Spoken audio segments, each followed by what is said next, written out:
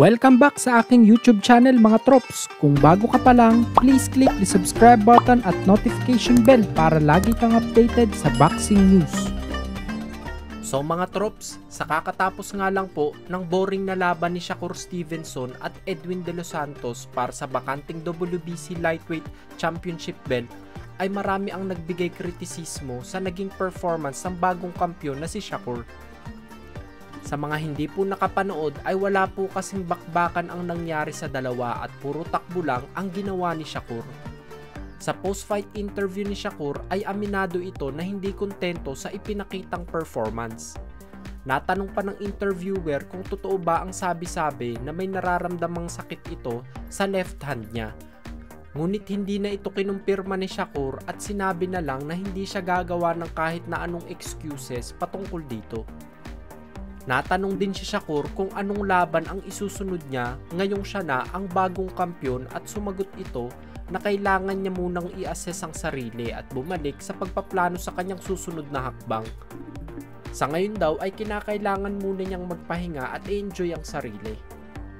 Sa kabilang banda naman po ay nagbigay ng trash talk ang former undisputed lightweight champion Devin Haney kay Shakur dahil sa pangit na performance na ipinakita. Sinabi ni Haney na masyado daw siyang naging galante sa pagbigay ng 75-25 na hatian sa offer para maglaban sila noon. Ngunit dahil daw sa napakabanong performance ni Shakur ay dapat daw ay 10% lang ang halaga nito.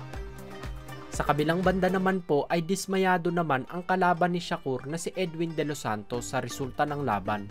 Sa post-fight interview ay nasabi nito na habol niya ay aksyon sa laban ngunit puro takbo lang ang ginawa ni Shakur. Sa ngayon daw ay masasabi na ni De Los Santos na hindi sila magkalibel ni Shakur dahil mas lamang pa siya dito. Dagdag pa ni De Los Santos na kahit si Shakur daw ang tinanghal na panalo sa laban ay para sa mga tao daw ay siya pa rin ang tunay na kampiyon. Patungkol naman sa rematch ay aminado si De Los Santos na hindi na siya mabibigyan pa ng pagkakataon ng rematch ni Shakur dahil kagaya ng paglaban nito ay tatakbo lang daw ito sa kanya. Kaya nga daw, nababagay ang ibinigay na pangalan ni De Los Santos kay Shakur na Shakira Twitterson.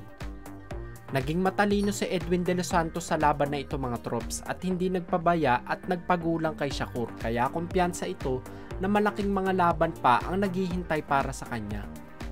Bale mga trops, ang may hawak na ng 4 major belts sa 135-pound lightweight division ay sina Shakur Stevenson at Devin Haney.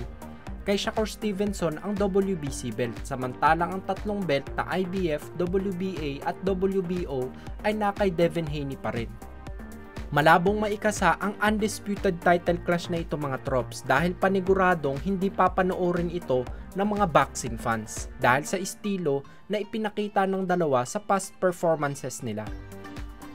Ang dalawang kampiyon na ito mga trops ang tinaguriang boring fighter ng buong boxing fans.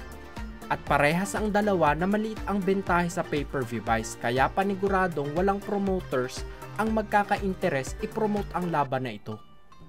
Kung nagustuhan nyo ang balita na iyon mga trops, bigyan nyo naman ako ng isang suntok sa like button dyan. Yun lamang po at maraming salamat.